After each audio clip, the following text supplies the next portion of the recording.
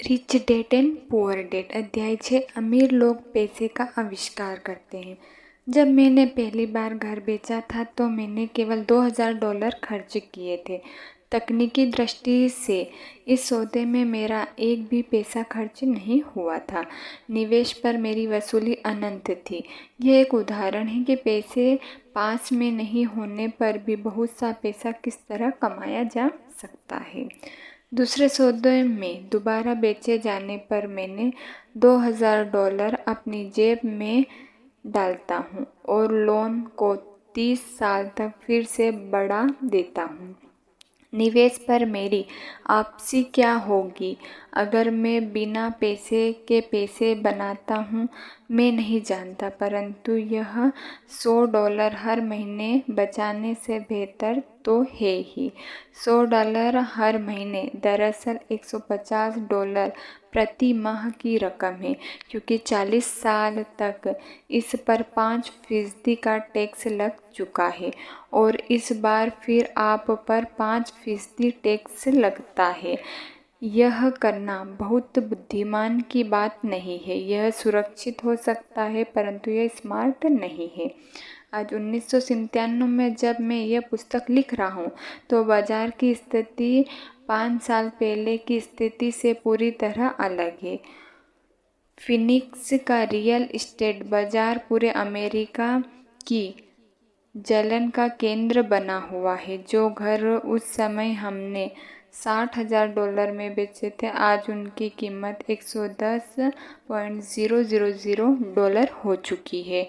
अब भी ऐसे मौके हैं, परंतु अब उनकी खोज करने में मुझे बहुत समय और पैसे खर्च करना पड़ेगा। वे दुर्लभ है, परंतु आज हजारों खरीदार इन सौदे की तलाश में भटक रहे हैं और बहुत कम समझदारी भरे मौके मौजूद हैं। बाजार बदल चुका है। यह आगे बढ़ने का समय है और संपत्ति वाले कॉलम में दूसरे मौके ढूंढने का समय है। आप यह ऐसा नहीं कर सकते। यह कानून के खिलाफ है। आप झूठ बोल रहे हो। मैं इस तरह की प्रतिक्रिया को ज़्यादा सुनता हूँ। और क्या आप मुझे ऐसा करने का तरीका बता सकते हैं? यह आग्रह कम सुनता हूँ। गणित आसान है। आपको इनमें गणित बीज या कैलकुलेटर की ज़रूरत नहीं है। मैं ज़्यादा इसलिए नहीं लिखता क्योंकि एग्रो कंपनी कानूनी सौदे को संभालती है और भुगतान की सेवा को भी। मुझे छत ठीक करवाने या टॉयलेट ठीक करवाने का झंझट भी नहीं उठाना पड़ता है, क्योंकि यह काम घर के मालिक का है। यह उनका घर है। कभी कभार कोई पैसा नहीं चुकाता और यह भी अच्छा होता है, क्योंकि उनमें विलंब शुल्क मिलता है या वे घर छोड़कर चले जाते हैं और प्रॉपर्टी एक बार फिर से बेच दी जाती है। कोर्ट सिस्टम यह सब संभाल लेता है। और हो सकता है कि यह आपके इलाके में काम ना करे। बाजार की स्थिति अलग हो सकती है, परंतु यह उदाहरण दर्शाता है कि किस तरह एक आसान वित्तीय प्रक्रिया कुछ ही समय में लाखों डॉलर बना सकती है, जिसे बनाने में आपका ज़्यादा पैसा भी नहीं लगता और आपको जोखिम भी कम होता है। यह अनुबंध से बनाए जाने वाले पैसे का उदाहरण है। जिसके पास भी हाई स्कूल तक की शिक्षा है वह ऐसा कर सकता है, परंतु अधिकतर लोग ऐसा नहीं करते हैं। अधिकतर लोग मेहनत करो और पैसा बचाओ की पुरानी सलाह सुनते हैं। लगभग 30 घंटे की मेहनत के बाद लगभग $190,000 संपत्ति वाले कॉलम में आ गए और उसके लिए टैक्स भी नहीं देना पड़ा। पहला, कड़ी मेहनत करो, 50% की दर से टैक्स चुकाओ और फिर जो रकम बचती है उसमें से बचत करो। आपकी बचत पर आपको 5% ब्याज मिलता है, जिस पर एक बार फिर टैक्स लगता है। या दूसरा, पैसे की समझ विकसित करने का समय निकालो और अपने दिमाग और संपत्ति वाले कॉलम की ताकत का इस्तेमाल करो। इसमें वह समय भी जोड़ ले जो आपको विकल्प नंबर 1 के प्रयोग द्वारा $190,000 बचाने में लगता है, क्योंकि समय आपकी सबसे बड़ी संपत्ति है।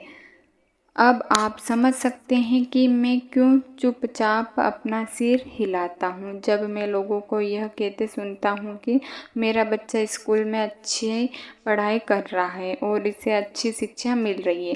यह अच्छी हो सकती है, परंतु क्या यह पर्याप्त है? मैं जानता हूँ कि निवेश तकनीकी एक छोटी तकनीकी है। इसे यह बताने के लिए लिखा गया है कि किस तरह एक छोटी सी रकम बड़ी रकम में बदल सकती है। एक बार फिर मेरी सफलता यह बताती है कि मजबूत वित्तीय नींव कितनी ज़रूरी होती है, जो मजबूत वित्तीय शिक्षा से शुरू होती है। मैंने इसे पहले कहा है कि और यह इतना ज़रूरी है कि मैं इसे एक बार फिर दोहराना चाहता हूँ।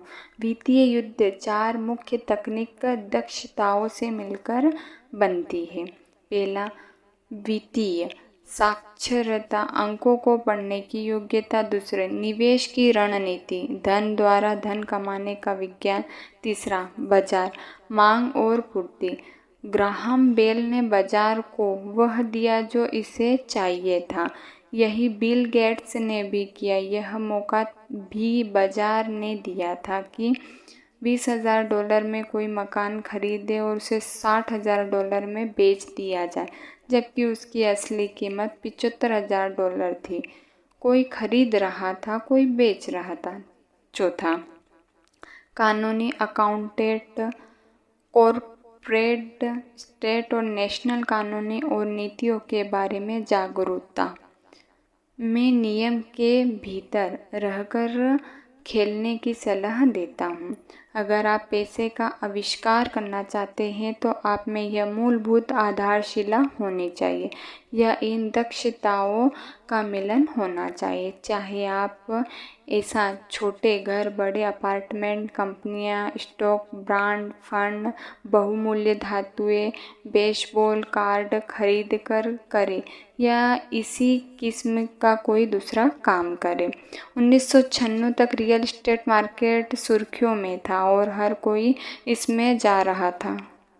स्टॉक मार्केट में भी बूम हो रहा है और हर कोई उसमें जा रहा था। अमेरिका की अर्थव्यवस्था अपने पैरों पर खड़ी हो रही थी। मैंने 1996 में बेचना शुरू कर दिया और मैं अब पेरू, नॉर्वे, मलेशिया की यात्रा कर रहा था। निवेश बदल गए थे जहाँ तक खरीदारी का सवाल था। अब हम रियल एस्टेट बाजार से बाहर थे। अब मैं अपनी संपत्ति वाले कॉलम के भीतर आंकड़ों को बढ़ते देखता हूँ और शायद इस साल के आखिरी में बेचना शुरू कर दूँगा।